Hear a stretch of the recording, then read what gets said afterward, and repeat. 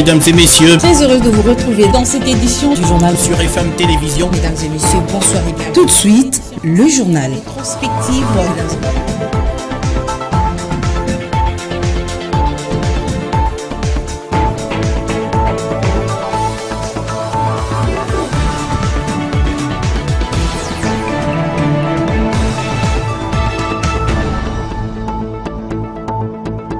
Bonsoir mesdames et messieurs, bienvenue dans cette grande édition d'information sur FM Télévision pour vous informer. Le gouvernement de la RDC n'est pas concerné par l'embargo sur les armes. Une précision donnée par le chef de la délégation du Conseil de sécurité des Nations Unies. C'était lors d'une audience accordée par le président du Sénat, Modeste Bahati Lukwebo, ce mercredi 9 novembre 2022. Fifi Kalombwe. Pour les représentants permanents de la République du Gabon auprès des Nations Unies et président du comité des sanctions du Conseil de sécurité de l'ONU, la résolution 1807 de 2008 donne la liberté à la RDC d'acheter toutes sortes d'armes, munitions, avions et autres équipements militaires pour la défense de son territoire. Pour Michel Xavier Biang, c'est seulement les fournisseurs auprès de qui la RDC pourrait acheter ces équipements qui a l'obligation d'informer les conseils de sécurité. La mission est claire. Nous sommes sur le terrain pour avoir toutes les informations relatives à l'interdiction qui frappe les groupes armés concernant les armes, concernant les munitions, concernant le recrutement des combattants. Nous sommes là pour prendre toutes les informations concernant les questions d'abus sexuels et nous allons rencontrer l'ensemble des partenaires. Au cours d'un échange entre la RDC et les Gabon, Modeste Bahati a insisté sur la création d'un tribunal international pour les Congos afin de juger toutes les personnes impliquées dans les massacres et autres atrocités commis sur les sols congolais depuis les années 1990 jusqu'à ces jours et qui continuent d'endeuiller la République démocratique du Congo. Le président du Sénat congolais a également évoqué avec son note le rapport Mapping qui est un outil important pouvant aider les Nations Unies à mieux sanctionner les auteurs de ces massacres. Rappelons que cette grande mission envoyée par New York va avoir des échanges avec plusieurs personnalités et institutions, sans oublier les acteurs de la société civile.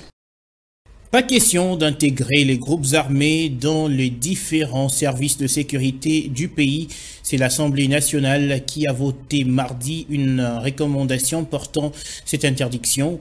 La Chambre basse du Parlement se base sur des tueries, violences, kidnappings et autres actes ignobles dont a été victime la population de la part de ces rebelles. Igor Sambo.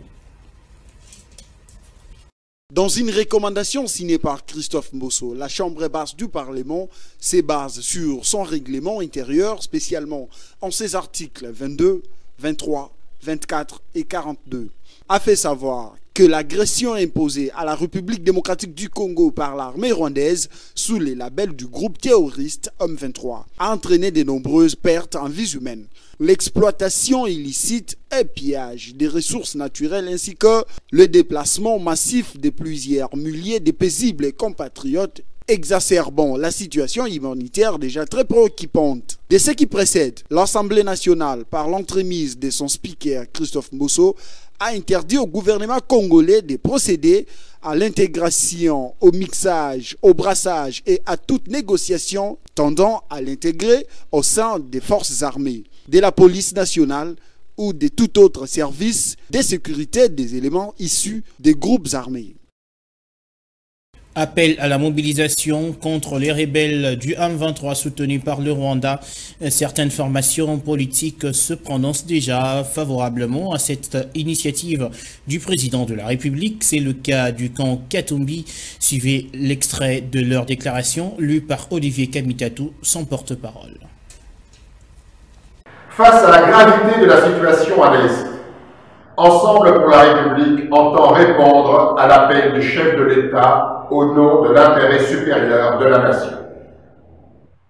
Chaque fois qu'il s'agit de sauver la nation, Ensemble pour la République répond et répondra toujours présent, comme nous l'avons fait en octobre 2020. Toutefois, il y a lieu de déplorer que dans la mise en œuvre de ce genre d'appel, les résultats espérés manquent souvent au rendez-vous. Cela pour plusieurs raisons. Entre autres, le non-respect des engagements souscrits. Au-delà d'un appel au rassemblement de la nation, une victoire contre les forces d'agression appelle des décisions fortes, car il est impératif de traiter les causes et non les conséquences qui ont abouti aujourd'hui, comme hier, à la guerre dans l'Est du pays. Il faut craindre que les mêmes causes produisent interminablement les mêmes effets. Il y a près de 10 ans, les FARDC, nos forces armées, avaient infligé une mémorable défaite au groupe armé M23.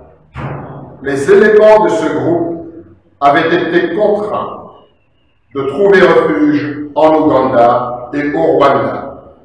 Le nouveau commandant du secteur opérationnel Ouélé, le général-major Kalonda Fwamba, a pris officiellement ses fonctions au cours d'une cérémonie de remise et reprise organisée à l'état-major de l'Ouélé, situé à Dunga, à quelques mètres d'Issiro. C'est un reportage de la presse militaire.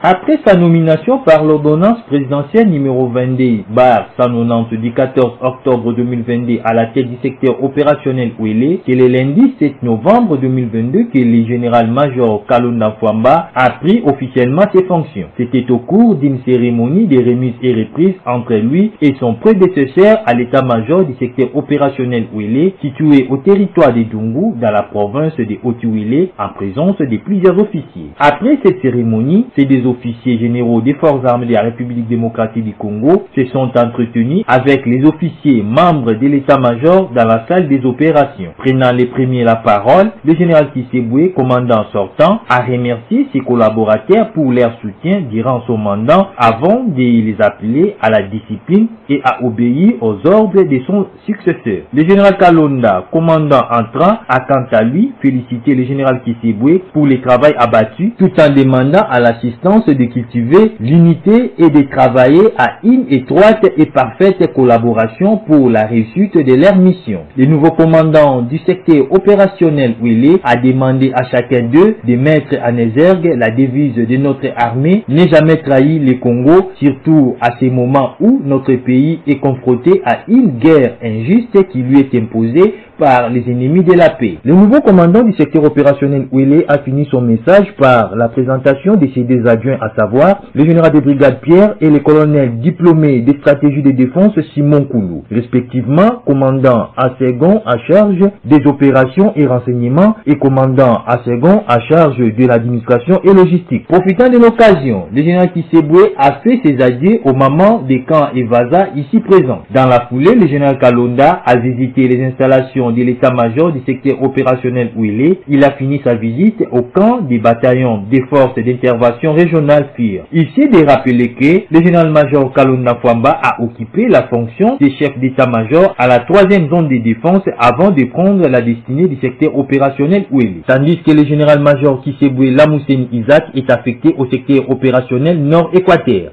Le président du Sénat, Modeste Bahati Lukwebo, a donné hier mardi le go du premier salon tuniso-congolais de santé de l'industrie pharmaceutique, de dispositifs et équipements médicaux et produits pharmaceutiques. Fifi Kalumbwe nous en parle en détail. Ces assises qui se tiennent du 8 au 10 novembre 2022 à Kinshasa constituent le point de départ d'une coopération durable entre la RDC et la Tunisie dans les domaines de la santé. Selon l'ambassadeur tunisien en République démocratique du Congo, son pays se positionne comme une destination phare du tourisme médical grâce à ses compétences dans les domaines de la santé et du bien-être. Modeste Bahati Lukwebo, qui a ouvert solennellement ces assises, a salué la détermination du président de la République Félix Tshisekedi en faisant de la santé de la population l'une de ses priorités. Pour le président du Sénat, cette activité est un cadre idéal pour les échanges, des collaborations et des partages entre les opérateurs, décideurs et experts des deux pays en vue de répondre efficacement aux problèmes de la santé auxquels la RDC est confrontée depuis plusieurs années. Le numéro 1 du Sénat a par la même occasion encouragé les Congolais à investir dans ces domaines vitaux. Le ministre congolais de l'Emploi, Travail et Prévoyance sociale, Claudine Douzi, est intervenu dans ces sommets lors de son ouverture pour recommander aux participants de proposer une feuille de route pour garantir la continuité des échanges afin d'amener les peuples congolais et tunisiens à tirer profit et à contribuer à l'élargissement d'une protection sociale adéquate à tous les Africains. Signalant que plusieurs hommes d'affaires tunisiens du secteur de la santé prennent part à ces assises. Des rencontres professionnelles B2B entre les principaux opérateurs économiques congolais et autres décideurs sont au programme de cette rencontre de 3 jours qui se déroule au Musée national. Impossible de fermer l'œil quand il pleut au quartier Mission dans la commune de Kisanso. Une érosion a très largement ouvert la bouche et ne cesse d'avaler d'une bouchée les habitations. Les détails, c'est dans ce reportage de Divine Malesso. Cette érosion a déjà englouti plusieurs maisons. Quand il pleut, c'est la peur qui envahit l'esprit de la population. Et quand la pluie tombe la nuit, c'est la panique générale. Les pluies ont commencé, ça sera difficile pour nous. Nos maisons sont parties. Les gens qui devraient travailler pour nous ici nous ont abandonnés. Le gouvernement doit trouver une solution.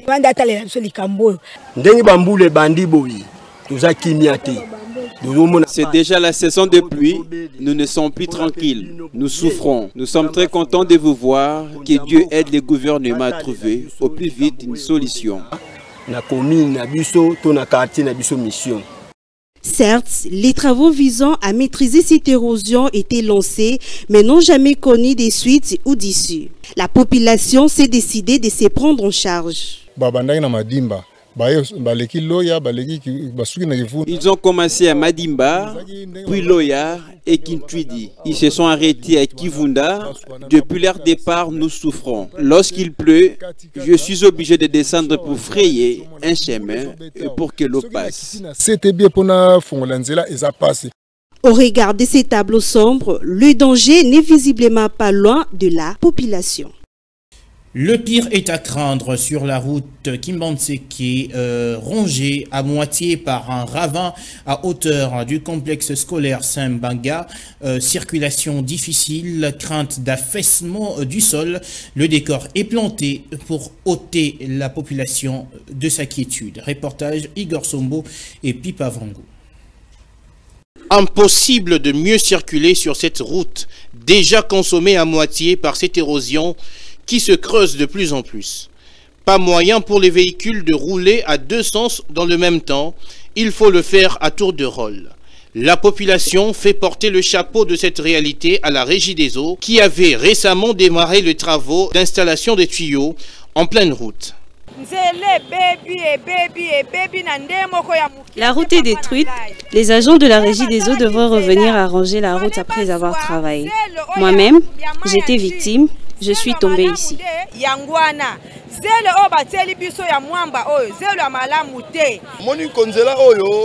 On souffre. Les autorités doivent trouver une solution. Déjà que le pluie continue, les maisons peuvent s'écrouler si ça continue comme ça.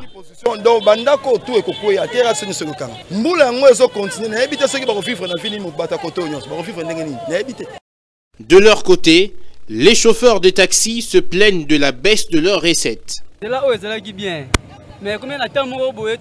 La route était en bon état, mais depuis le début de ces travaux, on n'arrive plus à bien travailler. On travaille dans des conditions très difficiles à cause des embouteillages. Les propriétaires de véhicules attendent de nous quelque chose, mais aujourd'hui, le versement pose problème.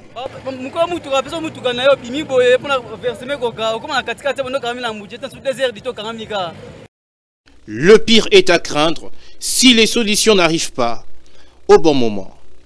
Et en sport, affaire abus sexuels dans les milieux de football en RDC, l'association des dirigeants des clubs du Congo est sortie de son silence pour condamner ces abus sur les athlètes. L'ADEFCO a annoncé tout son soutien aux enquêtes en cours afin de sanctionner les responsables. C'était au cours d'une conférence de presse organisée mardi 8 novembre. Suivez. Les révélations sur les abus sexuels secouent le milieu de football en RDC depuis plusieurs jours maintenant. À son tour, l'ADEFCO, au cours d'un point de presse, a communiqué sur ses attitudes et condamne tout de même cette pratique au milieu du sport congolais. La communication va consister à l'attitude qu'a décidé d'adopter notre association, l'ADEFCO. Concrètement, l'ADEFCO condamne également ces actes pour la simple raison que ces actes sont contraires aux valeurs que nous véhiculons dans le football. L'association des dirigeants des clubs de football du Congo a par ailleurs exprimé tout son soutien à la commission d'enquête mise en place et par la FECOFA. L'ADEFCO appuie et soutient la commission d'enquête mise sur pied par la FECOFA. Au sein de l'ADEFCO, nous avons décidé de soutenir cette commission pour que vérité puisse apparaître. Très catastrophé par cette affaire, l'ADEFCO sensibilise ses membres à la vigilance, a dit Guy Roger, le secrétaire général. Et enfin, l'ADEFCO sensibilise aussi ses membres, nous dirigeants, parce que c'est un désastre qui nous concerne nous en premier. C'est nous qui gérons les clubs, c'est nous qui recrutons les entraîneurs, c'est nous qui les encadrons. Rappelons que tout est parti de l'enquête du journaliste français Romain Molina, publié le jeudi 3 novembre dernier, qu'il existerait un réseau de dirigeants, encadreurs de clubs qui sont commis à toutes ces pratiques à l'endroit de jeunes joueurs.